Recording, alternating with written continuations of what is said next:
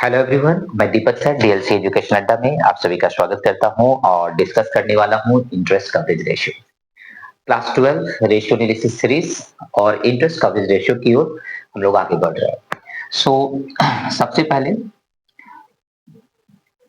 Interest coverage ratio निकालते कैसे हैं? तो इंटरेस्ट कवरेज रेशियो निकालने के लिए हमें चाहिए प्रॉफिट, ठीक है, वो भी before tax, profit before tax and interest, ठीक है। और इसमें मुझे डिवाइड कर देनी होगी interest on long term loans, long term loans. तो इंटरेस्ट कवरेज रेशियो यदि निकालना है तो आपको लगेगा profit before tax and interest, interest on long term loans. तो चलिए दोनों टॉपिक को पहले डिस्कस करना होगा क्योंकि यदि कैलकुलेट करना है यदि आपको, तो सबसे पहले आपको प्रॉफिट बिफोर टैक्स निकालनी होगी। क्या होता है प्रैक्टिकल प्रॉब्लम में, जब आप प्रॉफिट कैलकुलेट कर रहे होते हैं तो प्रॉफिट के बाद आपको देना पड़ता है टैक्स। जब नेट प्रॉफिट का कैलकुलेशन हो जाता है और उसके बाद आप कैलकुलेट करते हैं टैक्स और डिडक्ट करते हैं। यदि कोई प्रॉफिट किसी भी प्रॉब्लम में आफ्टर टैक्स दिया हुआ है ना, कोई भी प्रैक्टिकल सम्स यदि आप सॉल्व कर रहे हैं तो उसमें होता क्या है कि आप प्रॉफिट आफ्टर टैक्स यदि मेंशन है तो एक छोटा सा चीज देखना है, यहाँ पे लिखा है profit before tax and interest, ठीक है ना।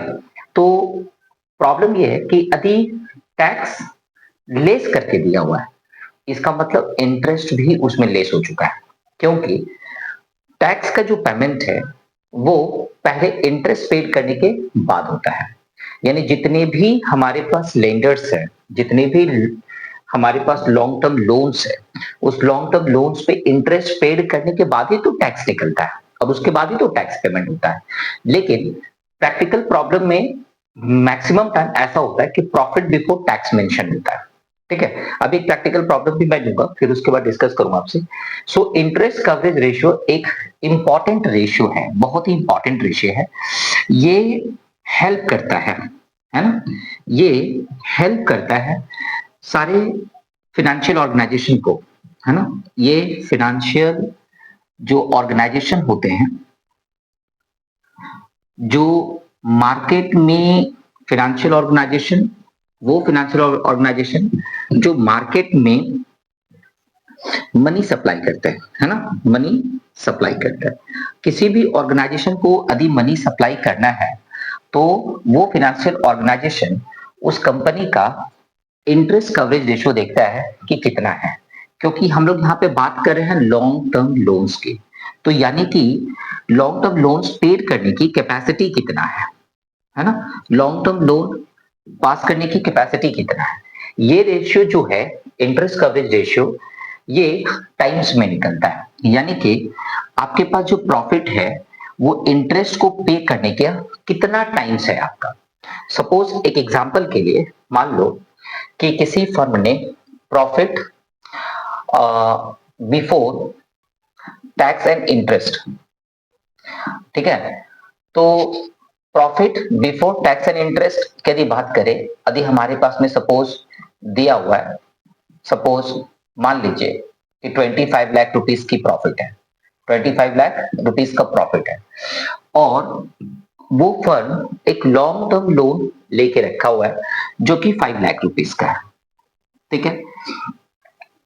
तो क्या होगा यहाँ पे, प्रॉफिट जो है वो 25 लाख है और लॉन्ग टर्म लोन में मुझे कितना दिखा रहा है, 5 लाख। यानी कि यहां से 5 टाइम्स हमारा कैलकुलेट करके आ गया। यहाँ पे होता क्या है, इंटरेस्ट कवरेज रेशियो जो है वो जितना ज्यादा होता है, इंटरेस्ट कवरेज रेशियो जितना ज्यादा होता है फर्म के लिए उतना ही अच्छा होता है। और जितने भी फाइनेंशियल ऑर्गेनाइजेशन होते हैं जो मनी सप्लाई करता है, मतलब सोर्स ऑफ फाइनेंस देने वाले इसी चीज पे रिलायबल होते हैं। सोर्स ऑफ फाइनेंस, है ना, फाइनेंस को सोर्स करने वाले रिलायबल होते हैं किसके ऊपर में, तो इंटरेस्ट कवरेज रेशियो के ऊपर में रिलायबल होता है, क्योंकि किसी भी ऑर्गेनाइजेशन को यदि सोर्स किया जाए, मतलब फाइनेंस किया जाए कैपिटल, और उसके पास यदि इंटरेस्ट पे करने की कैपेसिटी यदि अच्छी नहीं है, तो लॉन्ग टर्म लोन उसको नहीं दिया जाएगा। लॉन्ग टर्म लोन उसको दिया जाता है जिसको रिटर्न करने की क्षमता क्या काफी ज्यादा है ना? तो ऐसा नहीं है कि जिसके पास में सपोज बहुत कम है उसको फाइनेंस नहीं मिलता, मिलता है, शॉर्ट टर्म फाइनेंस मिलता है। ऐसे ऑर्गेनाइजेशन जिसका इंटरेस्ट कवरेज रेशियो बहुत ही कम है ना? बहुत ही कम। तो फिर उसको फाइनेंस शॉर्ट टर्म मिलता है, लॉन्ग टर्म नहीं मिलता है, क्योंकि कोई भी फाइनेंशियल ऑर्गेनाइजेशन जब किसी को लोन देगा तो क्या देख के देगा? उसके बैलेंस शीट को चेक करेगा। बैलेंस शीट में लॉन्ग टर्म लायबिलिटीज रहेगा। अब बैलेंस शीट में लॉन्ग टर्म लायबिलिटीज और प्लस पिछले साल की प्रॉफिट देख लेगा या एवरेज प्रॉफिट देख लेगा वो। सो देखने के बाद वो कंपैरिजन करेगा और कैलकुलेट करके देखेगा कि उसका जो इंटरेस्ट कवरेज रेशियो कितना है। क्योंकि यदि हम किसी को पैसा दे दें और वो पैसा रिटर्न करने की हालत में ही नहीं है, फिर तो मेरा कैपिटल डूब जाएगा, है ना? तो ये था इंटरेस्ट कवरेज रेशियो, बहुत ही इंपॉर्टेंट टॉपिक है। इसका प्रैक्टिकल सम्स मैं आप लोगों को बना के दिखाऊंगा इसके सीरीज में ही। तो इंटरेस्ट कवरेज रेशियो कैसे निकाला जाता है उसको एक रिव्यू कर लेते हैं। इंटरेस्ट कवरेज रेशियो जो है ये कैपेसिटी को दर्शाता है, सॉल्वेंसी कैपेसिटी को दर्शाता है, ठीक है ना? Interest coverage ratio solvency capacity को दर्शाता है कि कोई भी फर्म जो अभी लॉन्ग टर्म लोन लेके रखा है उसकी कितनी कैपेसिटी है ना, इंटरेस्ट पे करने की।